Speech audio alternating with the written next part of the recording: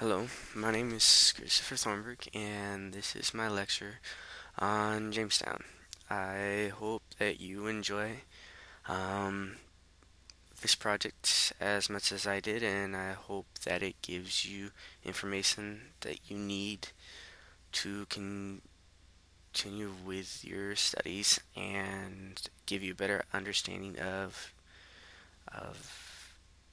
America's history.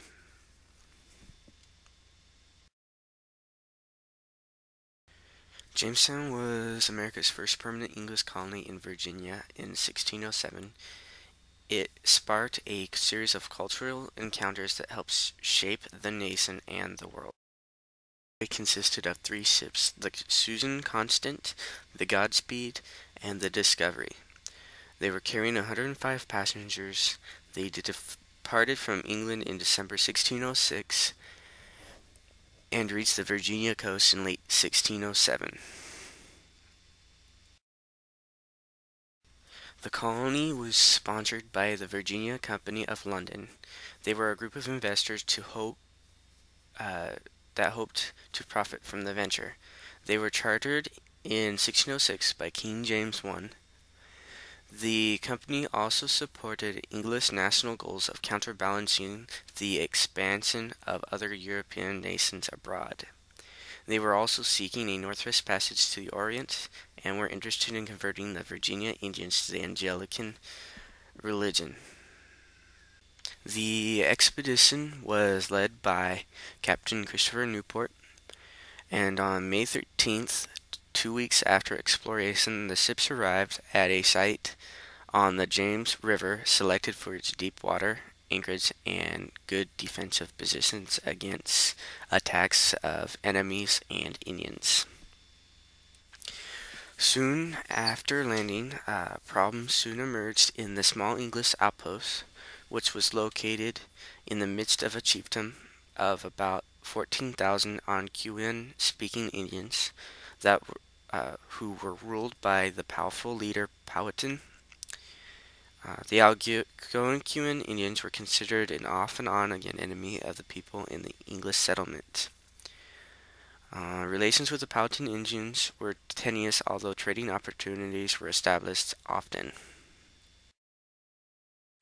Captain John Smith became the colony's leader in September 1608. Smith had been an instrumental key in trading with the Powhatan Indians for food. However, in the fall of 1609, he was injured by burning gunpowder and left for England. Smith never got a chance to return to Virginia, but did promote colonization of North America until his death in 1631. Smith's departure was followed by the Starving Time. It was a period of warfare between the colonists and the Indians, and the deaths of many English and women from starvation and disease. Just when the colonists decided to abandon Jamestown in spring 1610, settlers with supplies arrived from England, eager to find wealth in Virginia. The charter provided for stronger leadership under a governor who served with a group of advisors and the introduction of a period of military law that carried harsh punishments for those who did not obey.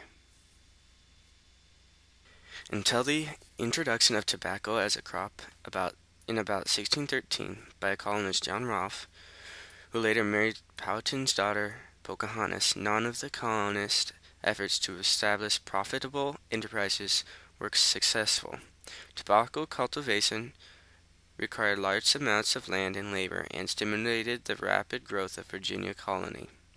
Settlers began to move onto the lands occupied by the Powhatan Indians and increased numbers of indentured servants that came to Virginia. A crucial event that played a role in the development of America was the arrival of Africans in Virginia. The African slaves that arrived in Virginia were exchanged by a Dutch slave trader that had exchanged his cargo for food in 1619. The Africans became indentured servants, and these indentured servants were the servants that they used to cultivate the tobacco. The first representative government in British America began at Jamestown in 1619. The convene, with the convening of a General Assembly at the request of settlers who wanted to input the laws governing them. After a series of events, the Virginia Company was dissolved by the King in 1624, and Virginia had become a royal colony. Jamestown continued as the center of Virginia's political and social life until 1699, when the seat of government had moved to Williamsburg. Although Jamestown did cease to exist as a town in the mid-1700s, its legacies have embodied today's United States.